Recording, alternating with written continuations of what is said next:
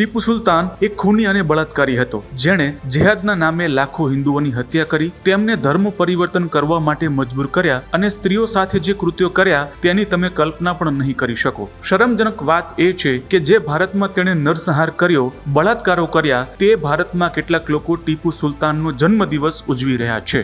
Mysore ગેઝેટિયર William કિર્કપેટ્રિક અને Louis રાઇસના દસ્તાવેજો અનુસાર 80,000થી વધુ હિન્દુ પુરુષો, સ્ત્રીઓ, બાળકો અને વૃદ્ધોને ઇસ્લામ સ્વીકારવા માટે દબાણ કરવામાં આવ્યું હતું. વધુમાં 22 માર્ચ 1727ના રોજ ટીપુ દ્વારા લખાયેલા પત્રમાં ધર્માંતરિત થયેલા લોકોની સંખ્યા દર્શાવવામાં આવી હતી, જેમાં કહેવામાં આવ્યું હતું કે અલ્લાહની મદદથી મેં હજારો હિન્દુઓનું ધર્માંતરણ કર્યું છે.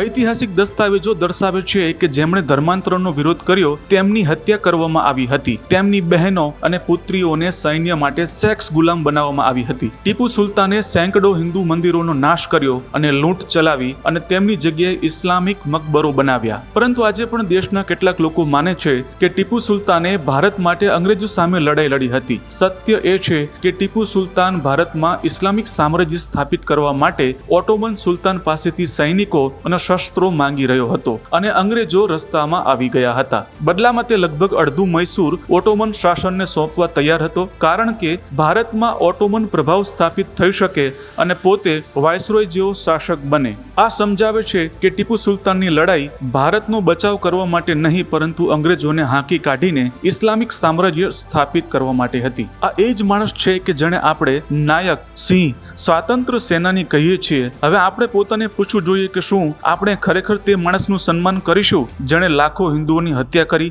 ધર્માંતરણ કર્યું, બળાત્કારો કર્યા, ત્રાસ આપ્યા અને ઇસ્લામિક સામ્રાજ્ય બનાવવાનો પ્રયાસ કર્યો. અને અંતે એટલું જ કે ઇતિહાસને લાગણીઓના આધારે નહીં પરંતુ તથ્યોના આધારે સ્વીકારવો જોઈએ.